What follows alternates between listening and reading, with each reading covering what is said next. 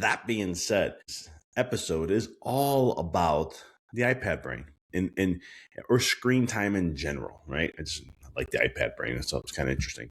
But it's really looking how to reset your child's or your toddler's focus circuits and be able to understand, what does the screen really do? What is it? Yeah, I want to give my kid a little bit of screen time, and that's okay. You let them have that. And then all of a sudden, the time comes to the end. You're like, Daddy, Mommy, no, I want one more minute, or one more show, or I want one more of this. And you say, honey, we said this was the time.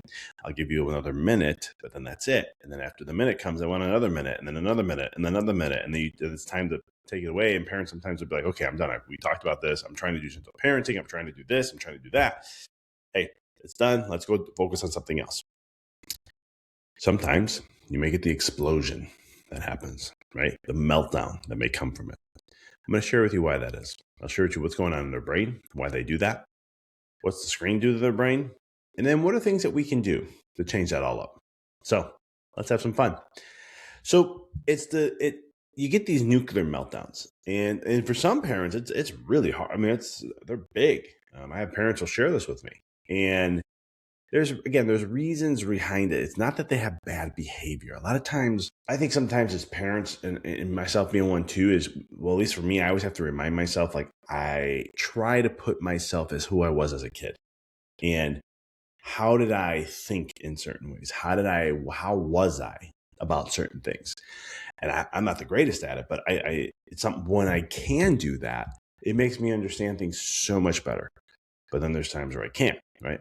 We let adult life, life just get to us, and this is the kind of things we do. But I want you to understand, it's not bad behavior. I want you to start to think of it as a physiological withdrawal. Just like a withdrawal if you're addicted to something, and it doesn't have to be just drugs or something like that. It can be anything. And you stop having it. It's a withdrawal. This is what they're going through, okay? So I'm going to read this quote. I have you'll see me looking this way because I have notes here I want to make sure I cover. But there's a state where the brain becomes conditioned, okay, to these high frequency, instant gratification, digital inputs, making it feel like the world is so slow. Because you have to understand, when we look, even for adults, when we look at a screen, we think it's an illusion. We think that we're seeing a beautiful thing that's just moving throughout a screen, right? That's what you are perceiving. That's what your child is perceiving, okay? From a neurological perspective, that is not what's happening. That's not what's happening. What's happening is the brain is picking up on the tons of images that are flashing within a second. And it's picking up on that, and that's constant, second after second after second after second.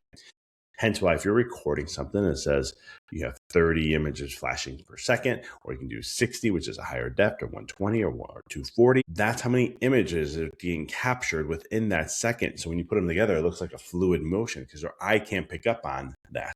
Hence why that's what video is. And so it really overstimulates them and their brain, just like it does for us. A lot of times, and most time men are like this, not saying women aren't, just saying men are mostly like this.